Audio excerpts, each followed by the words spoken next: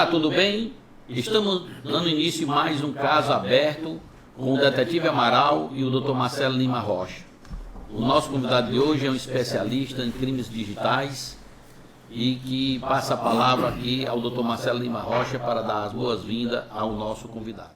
Sejam bem-vindos a mais um episódio da nossa entrevista, onde hoje vamos mergulhar no tema intrigante, cada vez mais relevante, dos crimes em redes sociais. À medida que nossa vida digital se expande, também crescem as oportunidades para atos ilícitos nesses espaços virtuais e que muitas vezes consideramos seguros. Hoje, temos o privilégio de receber um especialista na área, Dr. Gaudênio Santiago, advogado com vasta experiência em direito digital e crimes cibernéticos. Ele nos ajudará a desvendar os meandros dos crimes digitais que ocorrem nas plataformas que diariamente usamos para conectar, compartilhar e interagir, desde a invasão de privacidade e furto de identidade a fraudes sofisticadas. Os crimes em redes sociais são uma realidade que necessita de nossa atenção e compreensão. Discutiremos não apenas os tipos mais comuns desses crimes, mas também como podemos nos proteger.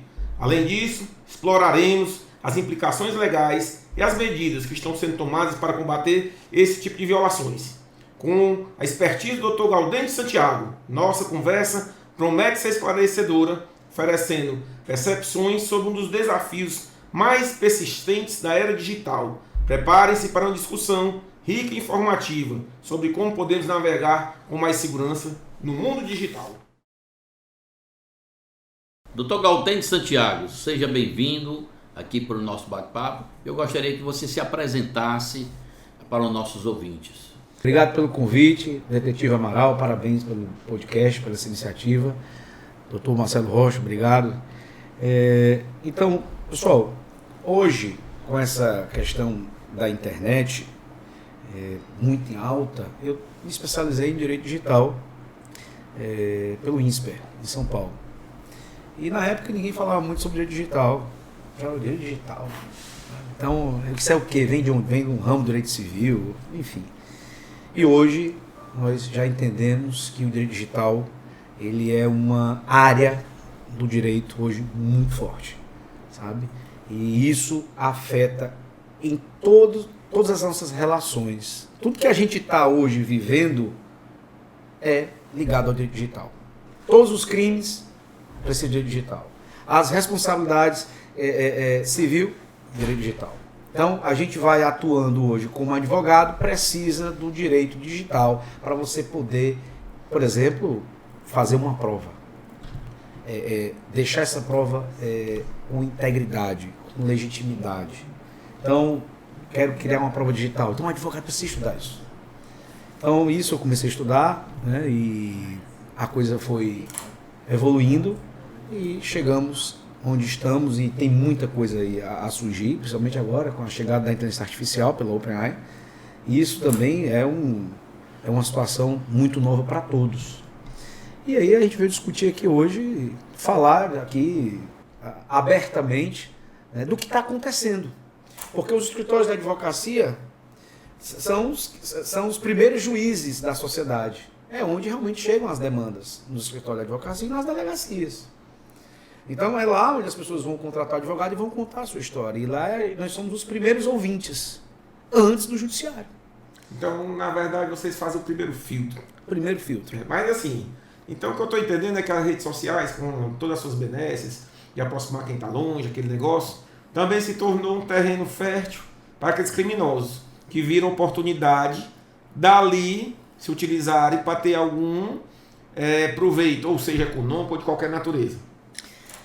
Vamos lá, eu sempre tenho uma regra que eu oriento os meus clientes nessa questão do direito digital, dos golpes, né, assim dizer. Os criminosos cibernéticos, eles se aproveitam da ignorância das pessoas. Então, como tudo é muito novo, grande parcela do nosso país, muitos semi-analfabetos, com poucos estudos, mas já estão com o celular na mão. Já estão fazendo tudo pelo celular.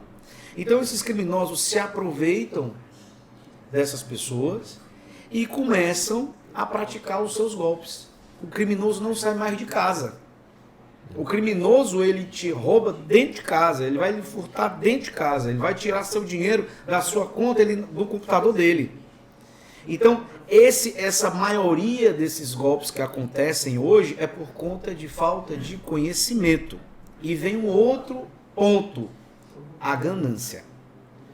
Como é que o estelionatário ele ganha a vítima? Na ganância. Falta de conhecimento do usuário e excesso de conhecimento do que emprega o golpe. Com certeza, ele precisa estudar.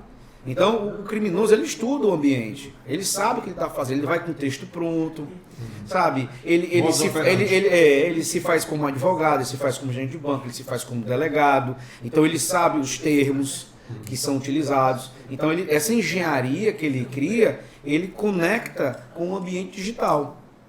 E é muito mais fácil para ele, porque as pessoas estão ali no seu dia a dia, nessa correria, recebem ligações desses criminosos e passam os seus dados. E aí o criminoso, de posse, né, desses dados, entra na sua conta, entra no seu perfil, enfim, pede dinheiro para familiar.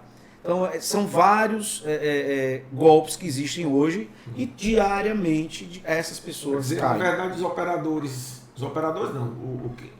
os criminosos se utilizam de vários tipos de golpes. Dependendo da vítima, ele aplica um ou outro, se passa por alguém ou por outra forma. Agora, assim, só para me deixar claro, o crime digital não necessariamente é em rede social, ou é exclusivamente em rede social. O que é o crime digital? É quem te atinge por aquele meio. Quais os meios? Como eu caracterizo. Né? Basta que eu use um computador ou um dispositivo informático, que pode ser um celular. Eu não preciso estar conectado na rede social. Eu vou lhe dar um exemplo, que eu estou com um caso desse lá no escritório. Uma quadrilha estava instalando um dispositivo dentro do Banco do Brasil para poder entrar com um modem. Eles colocavam lá no Banco do Brasil, eles se disfarçavam, veja, eles se disfarçavam de técnicos de informática, técnicos de uma situação que o banco, né, precisa desses terceirizados, chegava lá e engatava isso na rede do banco. Com esse sinal, o criminoso fora da agência, ele conseguia entrar no sistema do banco e roubar as credenciais dos funcionários. E com isso fazer transações fraudulentas. Pesquisas de contas inativas, de gente que morreu, de gente que tem dinheiro aplicado, de pedir empréstimo em nome dessas pessoas e sacar esse dinheiro. E eles fazem toda essa engenharia e conseguem sacar o dinheiro, transferir para outras contas. Então, veja que o crime, ele precisa apenas ter um dispositivo informático. Veja que ele, na hora que ele conecta um dispositivo desse no computador do banco, isso aí já é um crime cibernético. Tá? Então precisa justamente do computador ou do celular.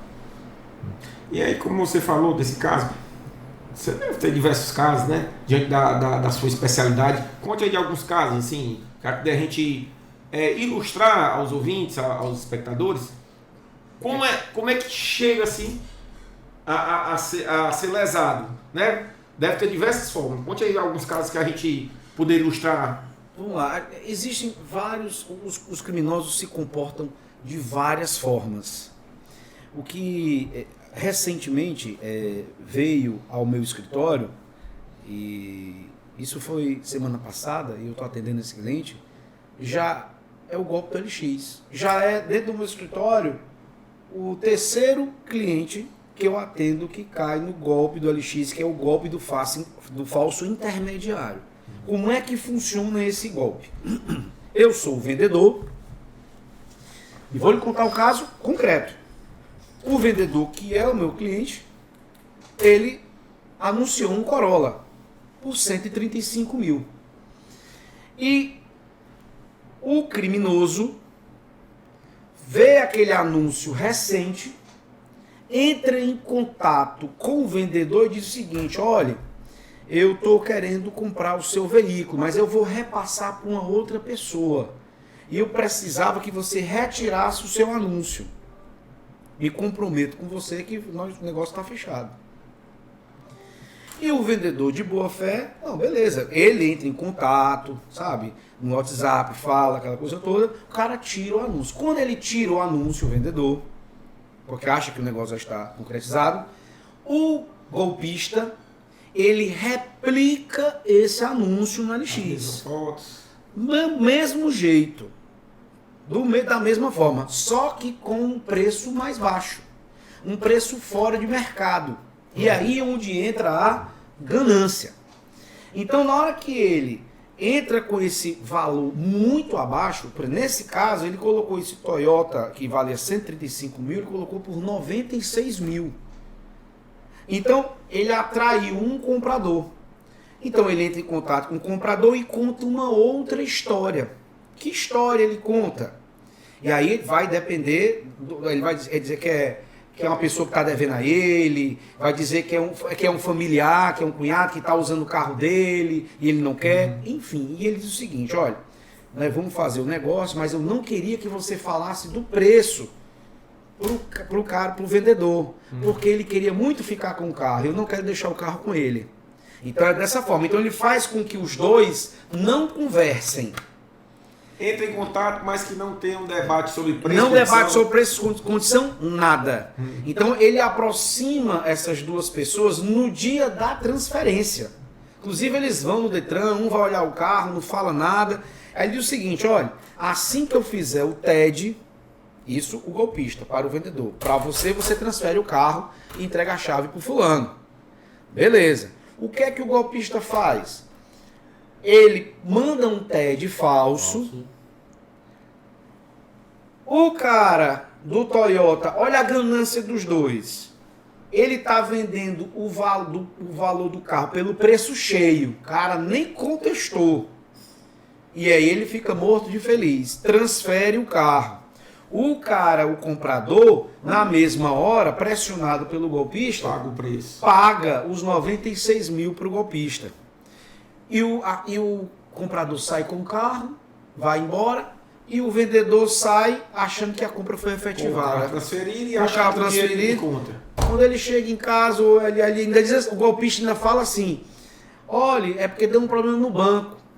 Por que o golpista fala isso? Ele ainda fica em contato com o vendedor. Para que o comprador, na hora que descobriu o golpe, não cancelar o Pix ou a TED na questão da devolução. Para dar tempo ele tirar o dinheiro de uma conta de terceiro, que também não é dele e que provavelmente seja um terceiro que ele roubou dados na internet para poder fazer essa conta. Isso para você, a engenharia do golpe do LX é essa. E todo dia tem gente caindo. E é um tiro matando dois, o comprador e o vendedor. Na verdade, eu entendi que há 3 de boa fé e 1 de má fé. Existe o comprador de boa fé, o vendedor de boa fé e o que for usar da conta também de boa fé. Eu tô supondo, né? Que entre eles aqui, tanto comprador como vendedor de boa fé. Comprador viu um anúncio, pagou o preço, recebeu a transferência. Ele está de ampla boa fé. E o vendedor, que de boa fé vendeu, mas foi lesado no pagamento. Mas assim, eu já fiz vários trabalhos investigativos nessa área, e quando a gente se depara, geralmente a conta de quem está recebendo o dinheiro, a conta do praticante do crime, geralmente é uma conta alugada. O cara sabe o que vai fazer. Às vezes é uma pessoa de menor, é uma conta poupança, e que não tem como se você for atrás, não vai dar praticamente nada. O criminoso em si é muito difícil você identificar. Primeiro, porque ele é um criminoso cibernético. Ele não tem nem o vendedor do veículo, o proprietário do veículo que foi lesado, e nem o comprador que também comprou de boa fé e que vai correr o risco de perder o que ele comprou, que ele pagou, né? Pode correr esse risco. Ele tem como identificar, ele tem relacionamento com o cara que aplicou, porque ele copia as informações, como o Galdênio falou, copia toda a informação do primeiro anúncio que o cara retirou, porque houve já aquela vantagem de vender por um preço cheio, um preço maior, que o mercado não pagaria. Ele anunciou para poder depois no choro ele baixar um pouquinho, ele vendeu o preço cheio, então ele leva vantagem. Quer dizer, ele caiu no golpe porque ele foi em cima da vantagem. O comprador porque comprou um preço baixo, porque ele quer facilitar para botar o dinheiro no bolso. E o dinheiro, na verdade, não passa pela mão do golpista, ele passa em terceiro, que geralmente esse dinheiro não vai para a conta de ninguém. Ele passa a pagar algumas coisas de pagamento de boleto, de um, de outro, que é justamente o crime organizado que organiza isso. Isso é praticado muito hoje por pessoal dentro de presídio, como também por empresas que montam call center fazendo esse tipo de operação. Não sei se você se lembra aquele caso dos boletos falsos que nós fizemos diligência lá em São Paulo e tudo mais, que o pessoal tinha uma empresa de cobrança que tinha várias contas que entravam. Cada dinheiro que entrava no pagamento de um boleto falso era de uma pessoa de menor, que o cara recebia uma Bolsa Família, recebia alguma coisa, e aí recebe uma porcentagem muito pouca, e a pessoa detém, inclusive, da senha e do cartão para fazer o saque. Quando é concretizado o resgate do dinheiro objeto do crime, é que... Mas você, como um especialista no crime cibernético, em primeiro, qual a sua visão na recuperação de prova para um procedimento de uma notícia crime ou de uma ação civil de reparação, né? E manutenção até da posse, caso o comprador seja... Qual é o seu olhar nesse sentido? Nesse caso, o que o judiciário vem entendendo é que há uma nulidade neste negócio. Esse negócio não ocorreu, tá? Certo. Então tem que declarar a nulidade do negócio. O veículo deve voltar para quem? Para o vendedor. Ele não recebeu o preço. Só que os tribunais estão entendendo, dependendo do contexto, quem deu elementos, quem facilitou o golpe. Quando um vendedor e o comprador ajudam de forma, né, a colaborar com o golpe, diga que você é meu cunhado, e o outro, diga que você trabalhou para mim, tá certo? Que você trabalhou na minha empresa, que é um outro caso também do LX, que o cara, né, ele se identificou como empresário, e ele disse que o cara era reclamante e que ele queria entregar o carro pro reclamante num preço muito mais alto, comprando por um preço muito mais baixo, para entregar numa conta de reclamação trabalhista. Então, quando os dois colaboram com o crime, os tribunais estão reconhecendo a culpa recíproca e estão rateando a despesa. O prejuízo. O prejuízo de quem? O prejuízo do comprador, não é do preço do carro. Então, se o comprador, nesse caso aqui, pagou 96, 48 para cada. Então vai ficar 48 para cada. Então, esse é o prejuízo. Tá? Alguns também estão reconhecendo, por exemplo, que o vendedor não tem que pagar nada. O comprador foi que errou pagando a pessoa errada. E alguns reconhecem que o vendedor colaborou muito com o crime e o comprador fez tudo certo, pagou, tá certo, determinou para quem pagou, e aí o comprador também se exime. Então depende muito do caso concreto. Para isso, as pessoas têm que procurar um advogado para poder resolver esse problema de forma na área civil, tá? Para buscar essa situação, e tem que entrar com a notícia crime, tem que ir para a delegacia. A polícia tem que investigar. O procedimento penal vai ser dado seguimento. E vai ser quando resolvem quem... Ele segue sozinho. Então basta que as vítimas procurem a delegacia competente apenas para registrar esse boletim de ocorrência, que vai transformar no inquérito. O inquérito vai... A persecução penal vai se dar o Ministério Público vai atuar, vai promover denúncia e o juiz vai procurar. E os responsáveis. Essa é a situação. Nós estamos falando só do golpe do LX. Tá? Existem, claro, vários golpes aí, pra gente outro, o golpe, por exemplo, que aí as pessoas não registram isso nas delegacias porque ficam envergonhadas, que é o estelionato digital, sabe? Quer dizer, quando você é enganado com pequenos valores, ou quando você começa a entrar em site de relacionamento e começa a conversar com uma mulher, e essa mulher diz que é menor, e o pai dela entra, o golpista, né? Entra na jogada, né, dizendo que a filha é menor, que vai para a delegacia, e aí o delegado entra em contato, liga para Isso você. teatral. Isso não, mas isso no WhatsApp do cara, vamos lá. Ele tá aqui conversando com a menina, no Tinder ou num aplicativo, e eles trocam o telefone no WhatsApp. A menina fala com ele, a menina existe, manda gravação, conversa. Então, inicia-se no aplicativo, depois vai para um WhatsApp. Vai para o WhatsApp. E fica num ambiente fechado entre eles. Ambiente fechado entre eles. E a menina é da organização criminosa. A menina tá lá. Suposta, né? Que não sabe se é menina. Não, é uma mulher. Então é uma mulher, com foto e tal, botando a voz. E vou mandar uma foto aqui para você mais íntima. E o cara lá, empolgado com a situação. Ele vai alimentando aquilo e aí depois aparece o cara liga. Há uma ligação, a menina liga para a pessoa, conversa, depois liga de novo, ele vai atender quando atende um cara. Olha, eu quero dizer o seguinte, eu sou o pai da fulana, a minha filha tem 15 anos, eu peguei aqui toda a conversa, tá certo? E às vezes o cara manda nudes dele. Sim. Aí o pior ainda, porque o cara ainda manda nudes dele, ele vê toda a conversa e o cara casado, com medo de se expor. Com medo de exposição. O que é que ele faz? Ele diz, olha, eu vou levar o caso para a delegacia, tá certo?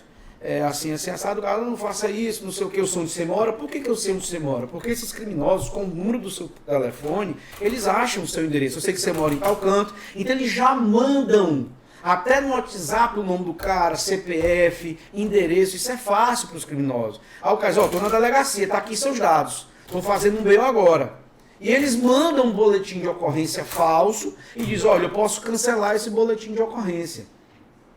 Se você aqui nos ajudar e tudo, aí conta uma história. Aí onde é que entra a extorsão, que é o objetivo. Exatamente. Ele conta uma história para justificar, tá certo?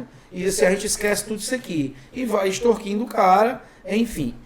E aí o cara, com vergonha, não vai levar isso para uma delegacia, porque ele acredita realmente que é uma menor, tá? Ele não procura a autoridade policial, porque ele acredita que vai ser preso, que vai responder. Ele não procura um advogado, porque às vezes não tem conhecimento, não tem um advogado de confiança e ao mesmo tempo tem vergonha. Então o cara está num beco sem saída, porque a mente dele criou tudo aquilo.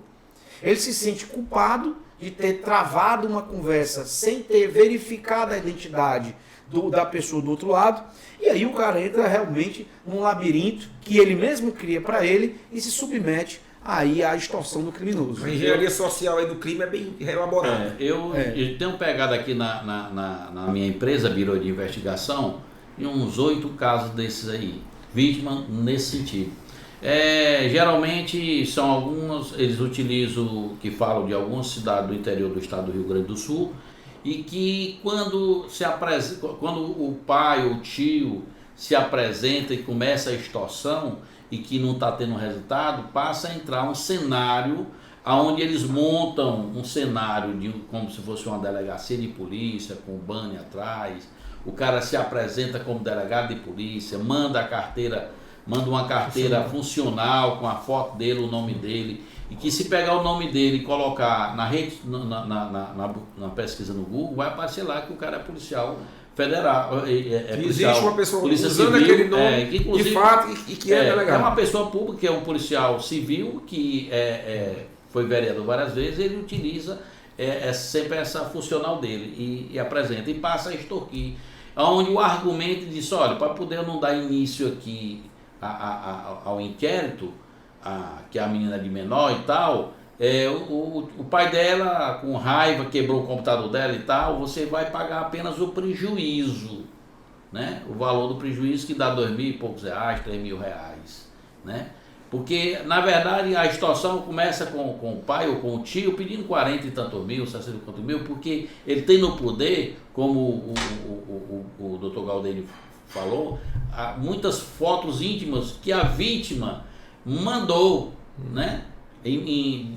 Por WhatsApp, né? Porque, na verdade, as vítimas são abordadas através de rede social, Instagram, Facebook, e aí eles passam a bater o papo no bate-papo, e aí eles começam a elogiar e dizem, me dá teu o WhatsApp, e começa a passar e se tornar uma coisa mais íntima.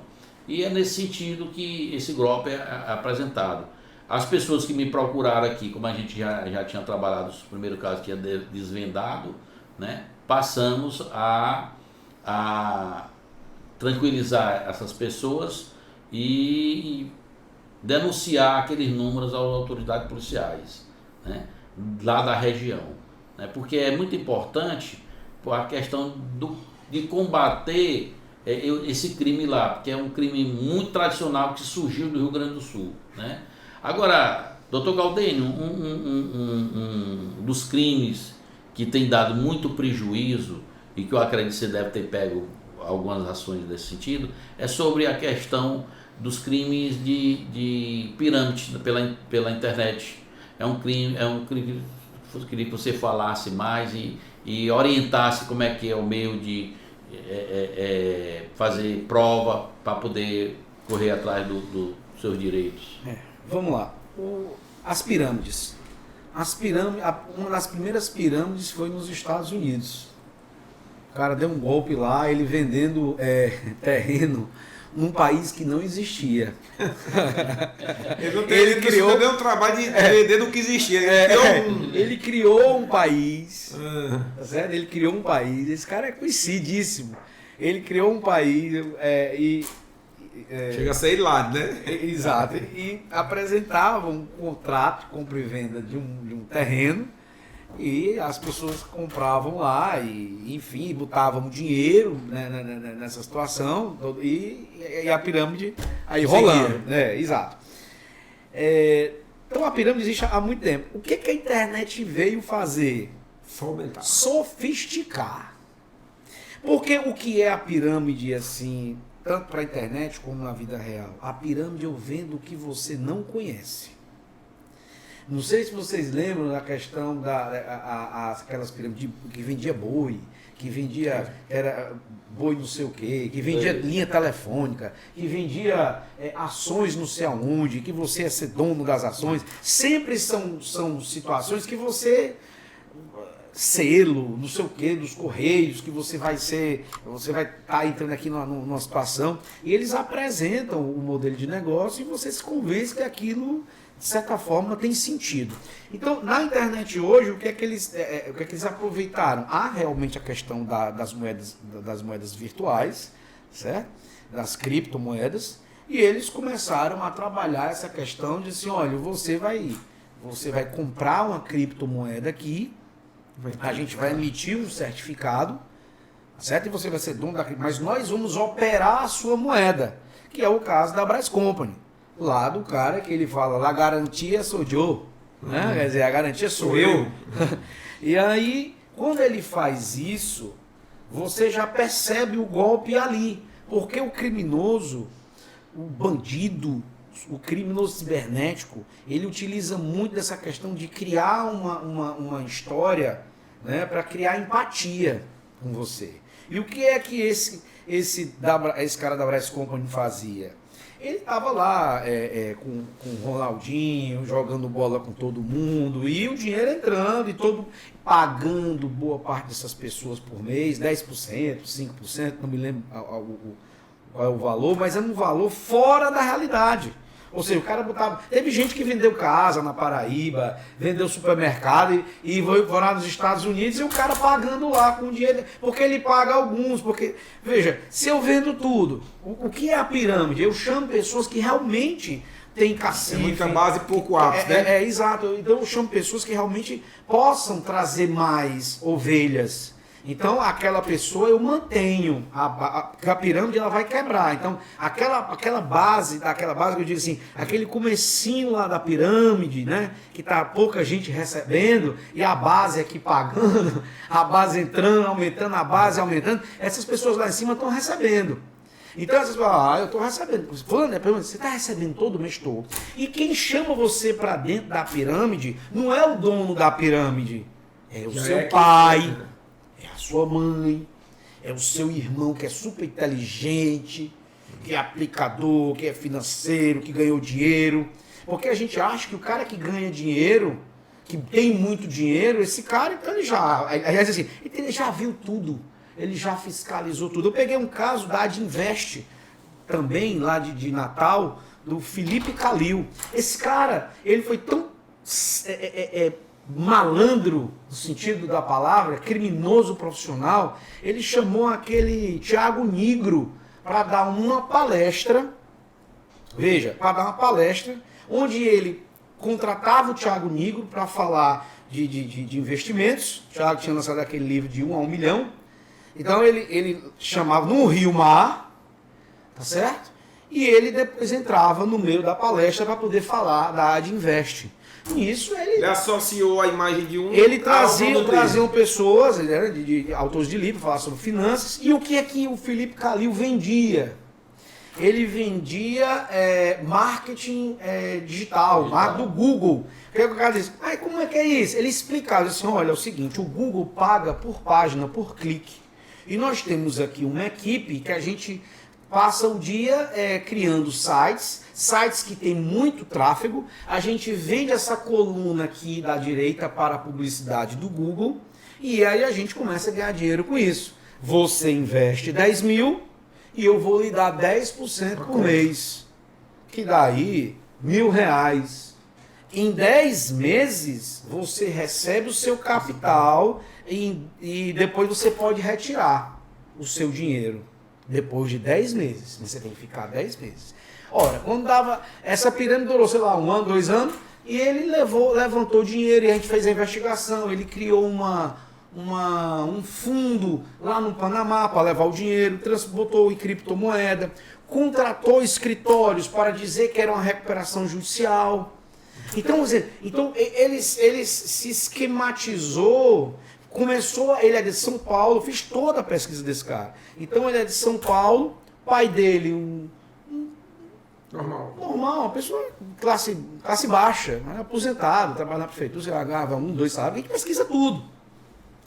E esse cara, junto com a contabilidade, contratou um contador bom, então ele fazia toda essa situação, andava na noite de Potiguar, do Natal, casado com uma menina conhecida lá da sociedade. Então ele entra, porque o que é que esses criminosos estelionatários fazem para trazer as vítimas? Eles vendem uma aparência de riqueza, mas não tem pedigree.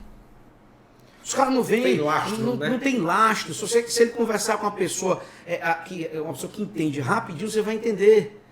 Sabe, que aquele cara, ele está aplicando. Então ele vendia isso. As pessoas não estudavam sobre isso. E detalhe, enganou advogados, empresários, jogadores, todo tipo. Pessoas foram lesadas, pessoas que foram lesadas. Aí voltando para a Brás Company, mesma coisa. Enganou muita gente. E o que acontece? Onde é que está o dinheiro?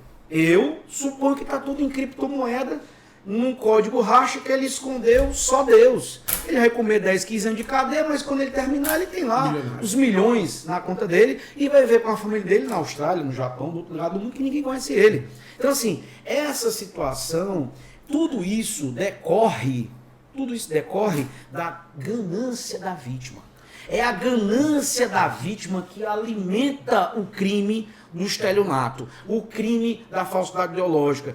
Todo bandido, ele te dá algo para que... a isca. Ele te dá a isca. E é nesse caso da pirâmide que ele te dá a isca, mostrando altos ganhos. E ele faz com que pessoas ao seu redor, como já disse aqui, lhe chamem. Quem vai chamar não é uma pessoa. Se um colega meu, que eu nem conheço ele, me chamar para uma pirâmide, eu não vou. Mas se o meu irmão chamar e disser, pode ir que todo mês eu estou recebendo, eu vou. Porque se mesmo parente meu, amigo, que me chama, eles comissionam. Quando você chama alguém e você tem comissão, gente, é pirâmide. Não existe esse negócio. Então falta também conhecimento para as vítimas. Conhecimento e ganância é a receita perfeita para o estelionatário. Mas assim, eu acho que o centro da coisa que você está dizendo aí, a ganância do lucro fácil. Isso, exatamente. Aí é assim, você apresenta um negócio bem aqui e para passar uma boiada aqui, né? O seu foco é dizer, eu vou ganhar. E você se pergunta, e eu posso perder? Então ele lhe candeia com um lucro fácil e você cai e a boiada passa e você fica no prejuízo. É isso mesmo. Essa é a questão da pirâmide. E outros tipos? Doutor Galdênio, me diga uma coisa. Muitas pessoas pensam que o mundo cibernético é terra sem lei. E entre redes sociais, defamando o povo, né, chamando de ladrão, tal. Como é o procedimento dessas vítimas, como ela deve tomar os cuidados e procurar um profissional da advocacia, assim, especialista como você, para poder rever a sua reputação? Complementar aquela pergunta aqui do detetive Amaral, assim, não é só crime de natureza patrimonial, né? Porque ele está arguindo aqui que a internet também pode dar ensejo a outros tipos de crimes, como os crimes contra a honra, né? E aí, qual a adoção do vitimado para que ele possa ser reparado civilmente e a parte ainda receber a punição que é a área criminal? Bom, vamos lá. As vítimas de crimes contra a honra, que é difamação, calúnia e injúria, não sabem nem o que é isso. A diferença de difamação, calúnia e injúria. Mas ela sente que foi ofendida. Então, para as pessoas que estão assistindo hoje esse podcast, eu não preciso na internet saber o que é difamação, calúnia e injúria, porque isso quem vai capitular vai ser o delegado. Isso quem vai indicar vai ser o advogado. Basta que você sinta que foi ofendido e procure os seus direitos. Então, se alguém lhe xinga, lhe ofende, tá? Em grupos de condomínio, em redes sociais, gente, tá mais fácil do que antes. E lhe digo e lhe provo a razão. Antes, se eu dissesse assim, olha, o meu vizinho aqui do condomínio, ele deve a Deus e o mundo. Isso é uma difamação. E aí, sem usar a internet, eu digo isso. Para eu provar isso, eu tenho que chamar uma testemunha para dizer que ouviu, para mandar intimar, para poder dizer aquilo que realmente ouviu. Tá? Às vezes aí o ofensor vem, não foi bem isso que eu quis dizer, não foi com ele. E aí vem as matérias de defesa que estão por aí para serem utilizadas para quem comete esse tipo de crime. Só que na rede social, na internet, é diferente. Está documentado.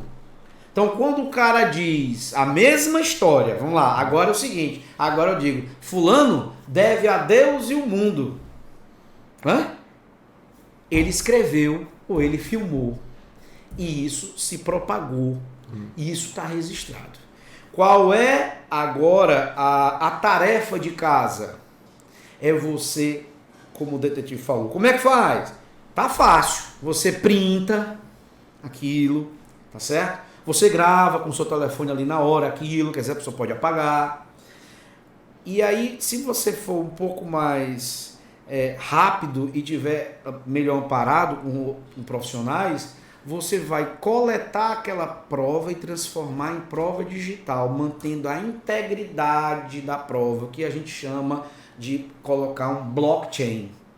E aí aquela prova ela fica, que a gente chama de prova robusta, como se eu fosse fazer uma ata notarial, tá certo? No cartório. É indiscutível. Não tem o que dizer. Depois que eu transformo aquela imagem, aquele vídeo, aquele texto em numa prova digital, existem plataformas para isso, para que você colete essa prova e você trate essa prova e proteja essa prova. Então, depois que você faz isso, ela é uma prova robusta, é indiscutível. Não tem mais o que dizer ali na questão se é prova ilegal, se é prova ilícita.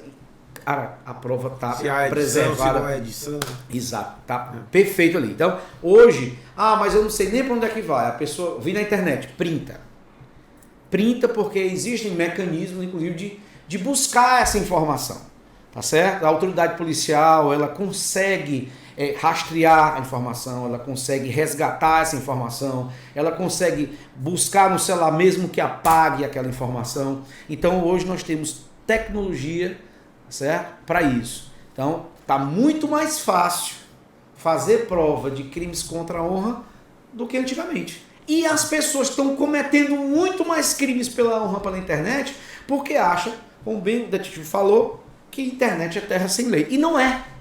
Na internet fica tudo documentado. Na internet, no direito digital, no âmbito, no ambiente virtual.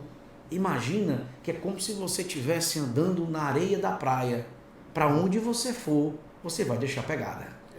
Mas me tira uma dúvida aqui.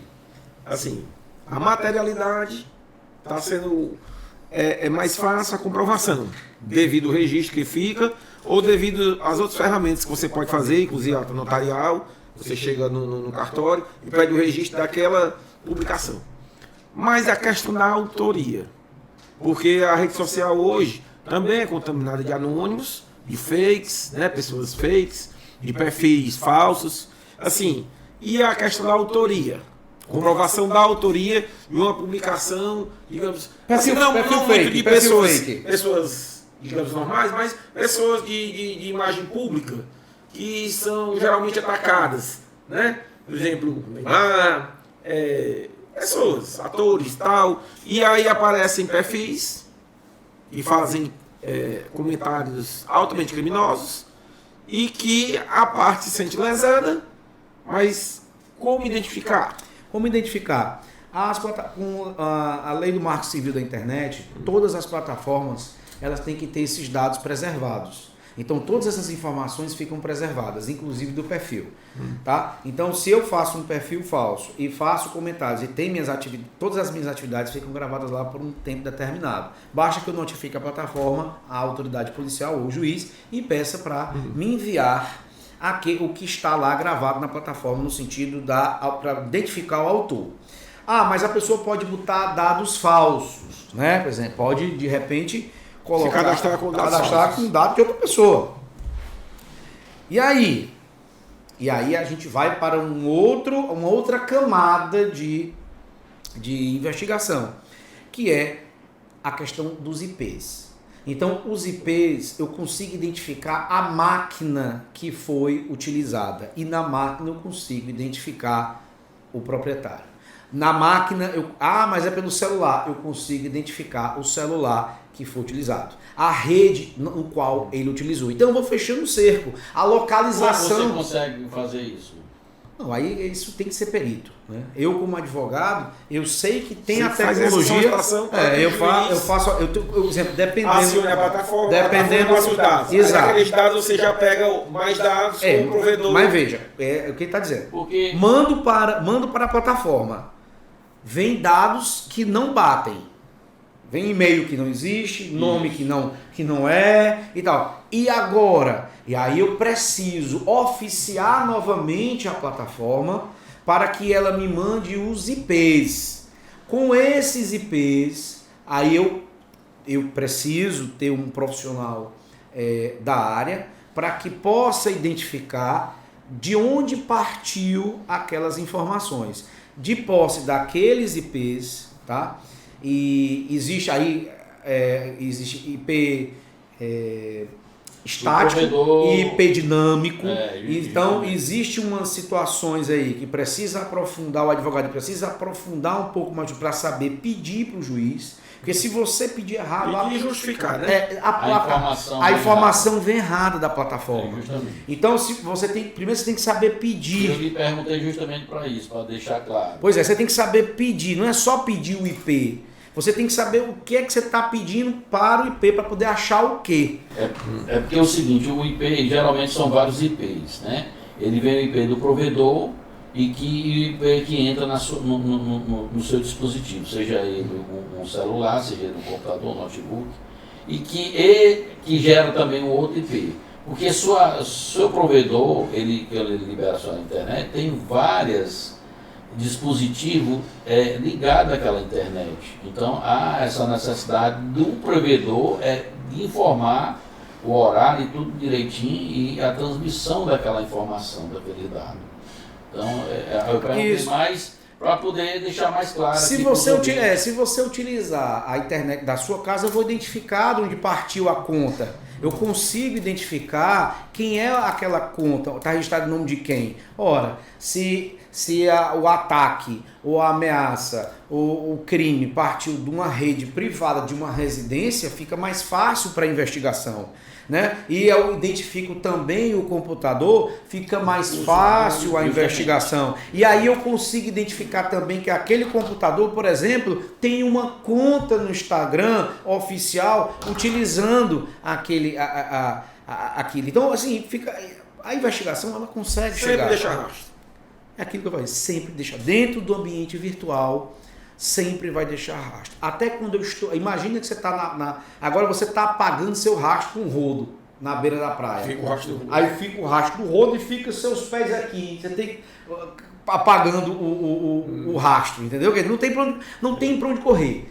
Essa é uma brincadeira de gato e rato, sabe? Então, assim, é óbvio, se você não achou, é porque o investigador não tem ainda tanta tecnologia disponível para poder achar. Mas que dá para achar, dá. Não existe a história do crime perfeito. Não existe. Claudênio, assinatura digital .gov, você é levada? Existem as pessoas hoje, vamos falar aqui de assinatura. O Código de Processo Civil ele fez uma alteração legislativa agora, principalmente em relação à assinatura eletrônica. Então, a assinatura eletrônica ela é uma assinatura onde eu vou validar através de alguns requisitos que houve realmente a manifestação da sua vontade. E o que é a assinatura eletrônica? É aquela que você recebe por e-mail que você dá um ok. Ali é uma assinatura eletrônica. É a manifestação de vontade. A manifestação de vontade. E o Código de Processo Civil já permite, já reconhece a alteração legislativa agora do ano passado, ele já reconhece essa assinatura eletrônica, inclusive dispensando. Veja, isso aqui é uma cereja. Dispensando as duas testemunhas. Então, quando eu assino hoje um documento reconhecendo a dívida, se for de forma eletrônica, eu dispenso as duas testemunhas e ela ainda é título executivo extrajudicial. Eu não preciso mais. Agora tem um detalhe. É óbvio, se você estiver tratando com um bandido, uma pessoa mal intencionada, é bom que você coloque. A anulação do documento vai ser por outra coisa. Ele vai dizer, por exemplo. Da vontade, ele vai dizer o seguinte: esse e-mail não é meu, esse e-mail foi capturado por alguém. Então tem que ter. Esse é um vício. A parte, não da manifestação da vontade. Exatamente. Não, é da vontade. É da vontade. Não, assim. Porque ele vai dizer que não assinou. Pronto, ele não assinou, ele não expressou aquela vontade. Ele vai alegar isso. Então, e ele vai apresentar um vício. Tem que ter muito cuidado nessa questão, porque assinou. Se tu tá fechando negócio aqui com o cara, tu não conhece, fechando na rede social, o cara te manda um e-mail e tu acha que tá assinado, não vai valer. O que eu estou lhe perguntando, doutor Claudênio, é o seguinte... Já a assinatura digital, eu vou chegar lá, a assinatura digital, ela é diferente, porque eu preciso de um certificado digital. No certificado digital, para quem trabalha com isso, né, principalmente advogado, eu preciso estar anualmente indo na certificadora, dando o meu aval, pegando a minha assinatura, pago pela assinatura, renovando a assinatura, mostrando o meu rosto, colocando uma senha e dizendo... Requisito de segurança. Exatamente. E aí essa assinatura digital pertence a mim e ela como eu posso dizer, fica mais difícil haver essa questão, eu não assinei. Tá, não. Depois que você fala de assinatura digital... fica difícil você alegar que não assinou. Tá. Eu vou lhe refazer aqui a pergunta. Eu tenho um requerimento para solicitar, digamos, uma averbação em cartório de registro imóvel.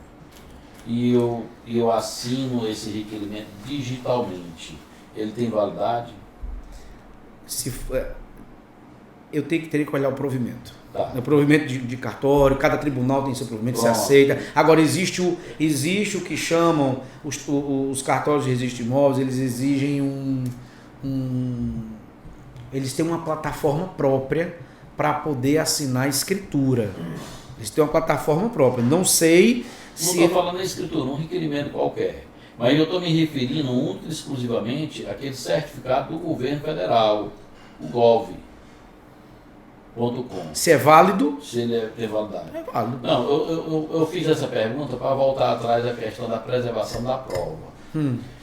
E isso aí aconteceu comigo. Eu fui fazer um requerimento para um cartório de registro de imóvel e quando eu fiz o requerimento, eu assinei digitalmente.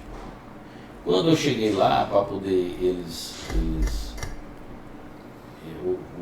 o atendente verificou e não aceitou a certificação digital. Eu queria que eu reconhecesse a firma, certo? Reconhecesse a firma por atestado. Uma forma, talvez até de arrecadação, tudo lá. Mas eu lhe perguntei isso, a questão, para mostrar a questão da fragilidade em alguns setores aqui. E que, digamos, quando a pessoa, ele faz uma cópia do seu certificado digital, ele pode colocar em qualquer uma outra máquina e assinar pela outra pessoa. Que não... Pode, mediante senha. Pronto, então, assim, mediante a senha. Mediante senha. Você teria que. Aí, por exemplo, assinaram com um certificado digital meu. Não basta você dizer que assinaram. A prova é sua, fato constitutivo do seu direito. Então, fato você positivo. que deve provar que assinaram, que roubaram suas credenciais. Tá. E aí, se você provar, é óbvio que Tá. o negócio está nulo. Mas aí, vamos lá, voltando aqui à preservação da prova, né? A questão da informação nas redes sociais. Que você diz que existe uma certificação onde ele vai preservar. Eu fui procurar há algum tempo atrás por uma pessoa que ela, na verdade, ela não fez nem essa certificação, mas que ela fez o print, e isso já existe decisões no Superior Tribunal Federal, que o print não serve como prova, né? Porque pode ser editado, tudo mais e tal. E ela me procurou, como ela já tinha colocado dentro dos autos essa questão e a outra parte, antes de contestar, já tinha apagado a rede social, ela me procurou uma forma de recuperar isso aí, que eu falei para ela que depois que apagar não tinha. E aí onde eu orientei ela a procurar um cartório e fazer uma ata notarial, e que se tivesse algum outro procedimento, ela disse, olha, de dos prints que eu coloquei, uma das pessoas, foi apagado, da outra que compartilhou não foi apagado. E ela procurou um cartório para fazer uma ata notarial. Esse cartório indicou um perito para ser feito. A ata notarial, eles constava apenas o procedimento que o perito tinha feito para recuperar, mas não constava nada. Existia um anexo. Eu nunca vi um absurdo. Eu tenho mais de 800 atas notarial feito Brasil afora, que a gente atua em todo o Brasil, e eu nunca vi uma ata notarial ter um anexo. Um anexo não tem, porque a ata termina quando o tabelião dá a assinatura, onde ele dá a fé pública, né? E eu acredito que não seria mais viável um registro através de ata notarial, porque ali o tabelião está presenciando o fato e está dando a aferição àquilo que está na ata notarial, não que ele esteja ali confirmando que aquele fato é verdade, mas está aferindo o que ele está presenciando. Na verdade, detetive, é o seguinte. Tenho aqui, dá um caso prático. Tenho aqui uma conversa no WhatsApp, certo? E eu tenho uma possibilidade de transformar isso numa prova digital e tenho uma possibilidade de transformar isso numa ata notarial. Então, qual é o melhor para mim? Os dois têm o mesmo efeito.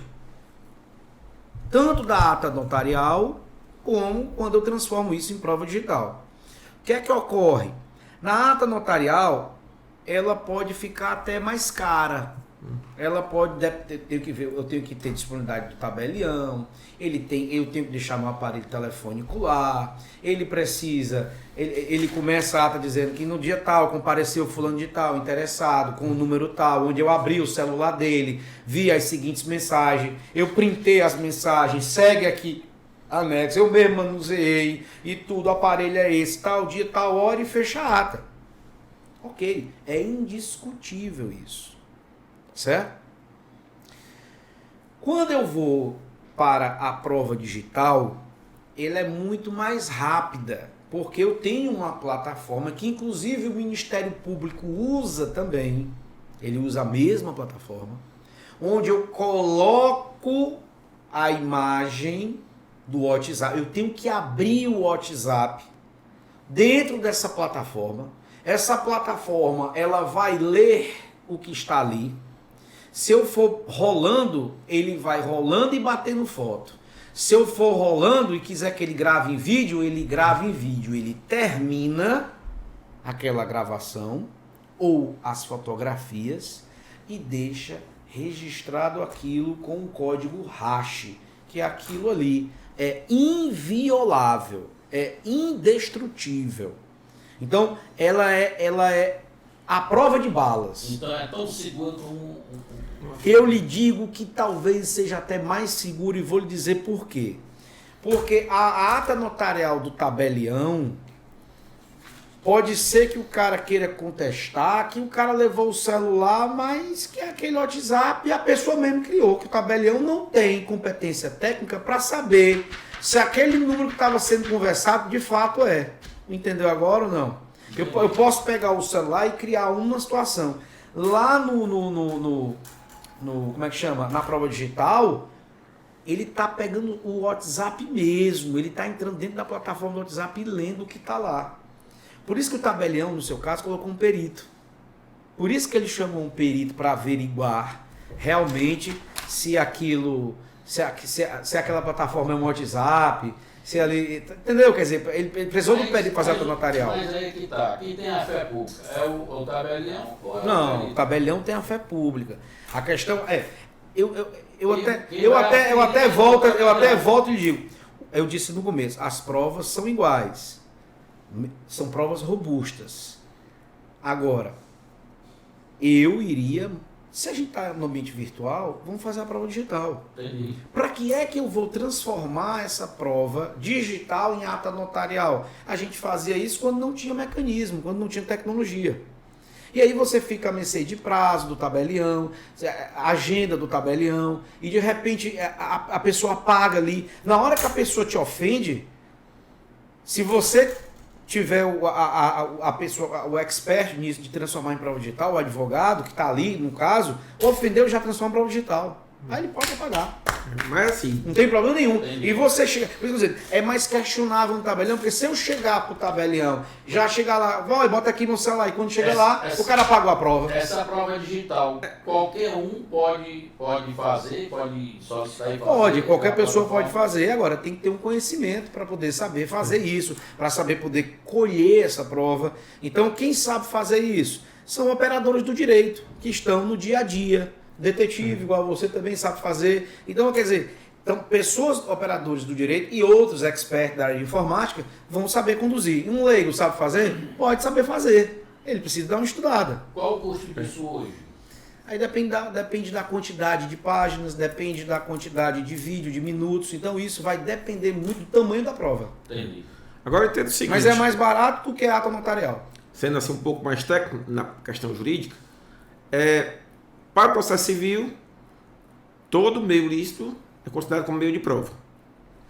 Já no Código de Processo Penal, existe a questão da custódia de cadeia. Desculpa, cadeia de custódia. Que você tem que ter aquele controle na coleta da prova, na análise, na preservação, para que ela possa ser a qualquer momento submetida novamente, né? Então, assim, para o processo civil, que é uma reparação de dano ou uma coisa assim, tudo mais, o print é válido, o uso dessa ferramenta é válida, a ata notarial também é válida, inclusive com a fé pública, já que o tabelião, na verdade, está registrando o que está ali naquele momento. Mas o tabelião... esse número... Não, estou dizendo que nesse número de telefone tem essa conversa.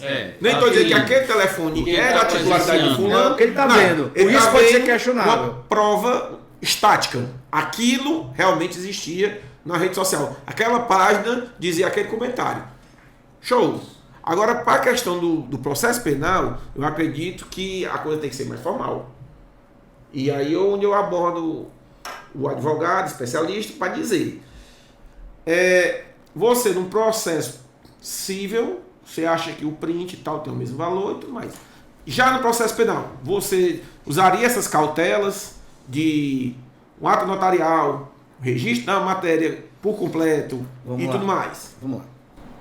Toda e qualquer prova que eu faça, se eu bater uma fotografia, botar no processo civil, no processo penal, se ela não for questionada a validade dela, ela é aceita.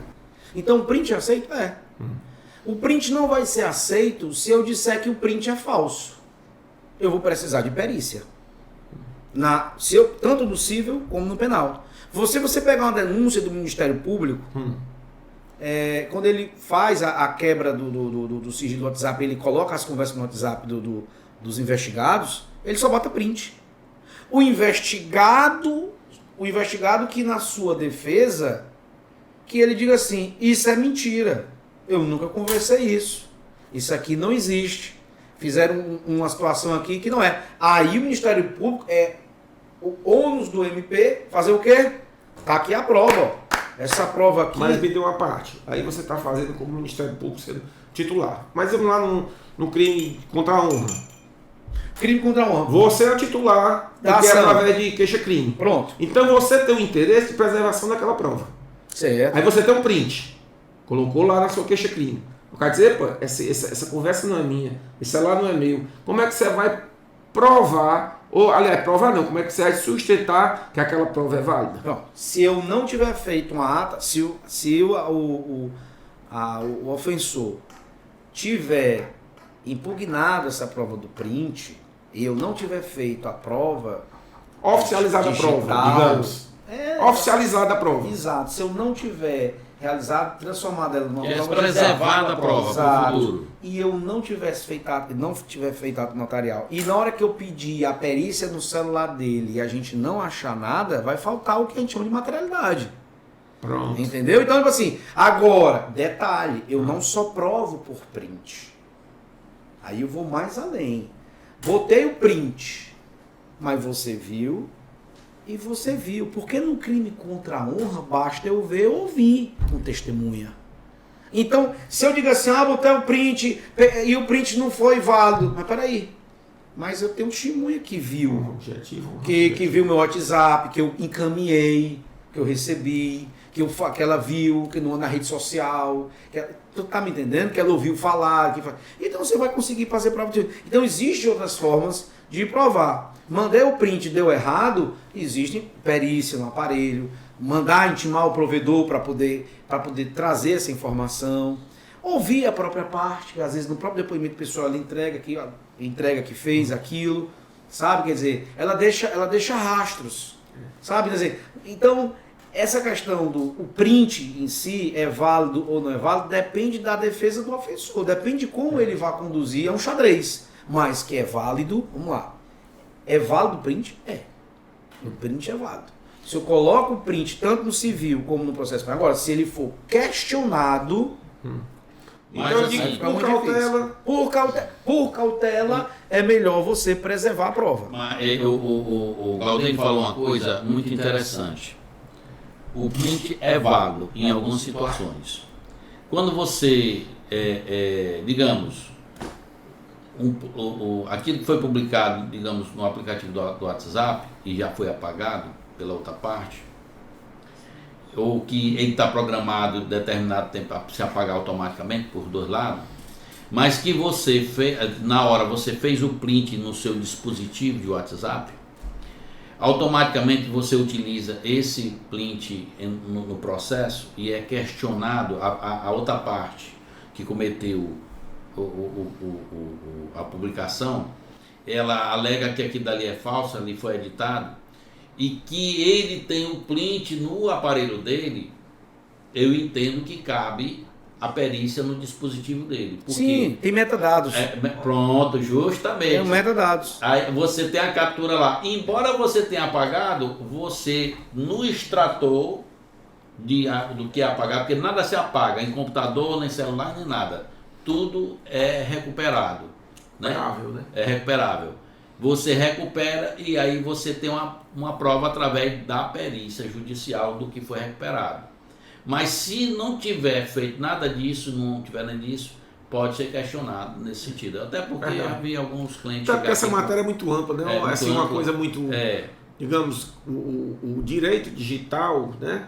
Ainda é uma coisa a ser construída em jurisprudências, né? Não, com certeza. Tem muito estudo a ser feito, né? Doutor Galdênio, para mim foi um grande prazer esse bate-papo com a gente aqui. Eu acho que tem matéria para a gente convidar ele novamente. Eu acho que não exauriu o assunto, não. E até porque o assunto é importante. importante. A gente só falou aqui dos 3 tópicos, eu acho. Só tenho aqui que agradecer sua presença, sua companhia nesse bate-papo que vai tirar muitas dúvidas dos nossos ouvintes. E passa a palavra aqui para as considerações. Eu acredito que aqui a gente tem que fazer igual a trilogia da Star Wars. Tem, né? 1, 2 e 3, porque o assunto primeiramente, ele é empolgante. Porque a gente vive isso aí, né? Você vê assim, muito comumente, qualquer bate-papo, seja o assunto mais trivial, futebol, e aí a pessoa chega ao extremo, você não sabe de nada, pai, você é isso, você é aquilo. E às vezes a animosidade do assunto gera a pessoa cometer um crime. Ou uma responsabilidade civil. Ou uma responsabilidade civil. Existem responsabilidades civis e penais que podem ou não, mas que é bom que a pessoa saiba que há nesse ambiente crime e que há responsabilização. Né? Isso, exatamente. Então eu acredito que a gente vai retomar essa abordagem sobre o assunto. Galdênio, você com a palavra para as suas considerações finais. Vou agradecer aqui o convite, né? Parabéns aí pela iniciativa de levar essa produção de conteúdo, né, em várias áreas, né? Vocês estão aí e para quem vai perguntar também precisa estudar sobre a matéria, né? Quer dizer, vocês aqui não estão como simples entrevistadores, tem que ir lá, tem que estudar, saber o que está perguntando, participar dessa interação, né? Então parabéns aos dois pela iniciativa. Obrigado mais uma vez pelo convite e espero aqui que seus fãs, seus seguidores, seus telespectadores, seus ouvintes, quer dizer, aproveitem bem o canal, aproveitem essa produção de conteúdo, porque isso aqui é muito rico, né? Por exemplo, pelo menos esse bate-papo, descontrair de forma natural, é muito rico para as pessoas. E as pessoas conseguem assistir dentro do carro, em casa, quer dizer, ali na hora de lazer, e estão ali gerando conhecimento, né? Quer dizer, estão aprendendo com profissionais. Eu tenho 16 anos de advocacia, você tem o quê? 30 anos de profissão de investigação privada, tenho 22 anos. 22 vou fazer anos. agora em dezembro, 23 anos. Pois é, são coisas. O Marcelo tem 16 anos de advocacia também, quer dizer, então são situações que a gente coloca em mesa de profissionais que estão há bastante tempo, né, dentro de determinadas áreas, que trazem aqui no podcast de 1 hora, 40 minutos, traz aqui o suco do negócio, né? Quer dizer, o sumo do negócio. Até né? porque quem não conhece a área da investigação privada, quando se fala em detetive, a primeira impressão vem na investigação de chifre, né? E eu gosto de dizer, o detetive não vive só de chifre. Hoje o maior carro-chefe da gente é patrimônio oculto, né? Com certeza. Para atender, auxiliar os escritórios de advocacia na recuperação Antes de começar o podcast, eu já estava contratando o Amaral aqui para poder ver a investigação de um cara que ele descobriu o que esse cara tem de patrimônio, nós estamos executando ele. Então, assim, e outra é isso. O detetive, você como está muito à frente, você está muito à frente do seu tempo, né? Do tempo da gente, né? Por isso que você está nessa situação, nesse sucesso. O detetive é muito importante para os escritórios de advocacia. Deixar isso aqui bem. Verdade. Uma grande ferramenta. É uma grande ferramenta, sabe? E o Amaral é um estudioso, sabe? É o cara que realmente ajuda muito, ajuda o meu escritório, queria agradecer. Obrigado.